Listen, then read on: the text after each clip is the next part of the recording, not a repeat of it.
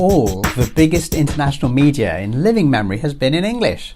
So when the internet evolved in the 1990s, there were many predictions that a fairer world would evolve with voices in Chinese and Spanish and Hindi and Arabic taking their rightful share of global discourse. But did that happen? No. Portia checked the data from a new study. The wealthy Anglosphere is just 5% of the world population, but its language dominates the internet. More of cyberspace is in English than in all other languages put together, a new study shows. Native English speakers comprise only about 5% of people on Earth, but 55.6% of domains across the internet operate primarily in English. Ooh, wait. So the Anglosphere gets more than 50% of the World Wide Web, and the rest of the planet's people share the remainder? That seems really unfair. Yeah, it does seem pretty unfair. That means roughly 95% of humans have to use second or third language skills to access the majority of material in the cyberspace. So how is this measured?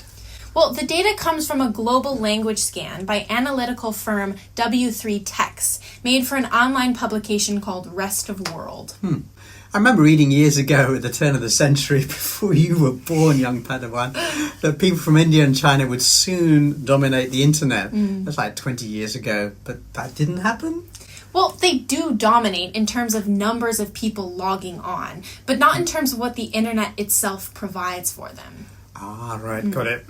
Now, did that survey of the internet look at Asian languages? Yeah, it did. So Chinese speakers make up about 16% of the world, but have just 1.4% of domains in their language, the survey found. Okay, that's really unfair. Yeah, but the situation is worse for India. Hindi speakers are huge in number, but are served by just 0.07% of domains. Right. So what's the ultimate effect of this lack of proportionality, Portia? Is it just a case of mismatched numbers? Well, it's more than that, Nori. The Anglosphere mindset, its ways of thinking, its unique prejudices and assumptions dominate the internet. Huh.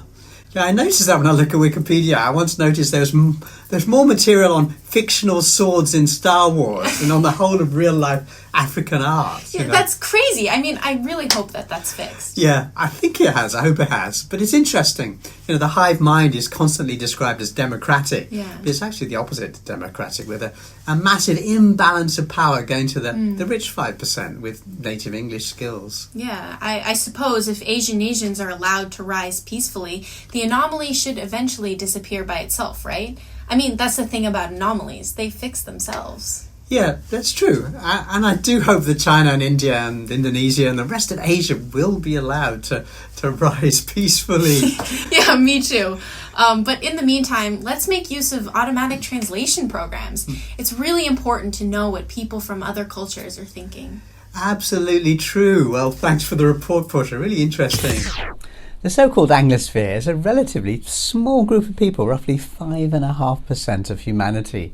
Yet they have pretty much 100% domination over many key sectors of global processes, from the world financial system to the international media to the planet's dominant cultural products. Now, this is clearly unfair to the vast majority of humanity, but the issue is generally not discussed. Looking at other data, we can see that this tiny ruling minority is unusually aggressive, 5% of the world, doing a third of the world's spending on weapons and the military. But perhaps the most problematic element is this.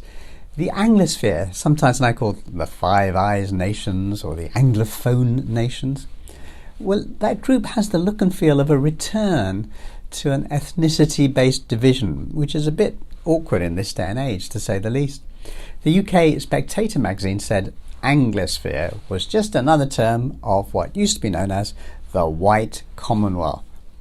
A Guardian writer said that the UK's new Brexit-related immigration policies were a code for friendly white Anglo-Saxon people who speak English. Academics have made the same point. The Anglosphere, which claims the right to rule the world, clearly seems to be a revival of colonialism, and there is an uncomfortable racial element to it. Now, I believe most people in the West, just like most people in the East, oppose the fostering of divisions based on race or ethnicity. So I think we can be hopeful that as the world becomes more multipolar, we can all learn to realise there's only one race on this planet, right? And that is the human race. Peace.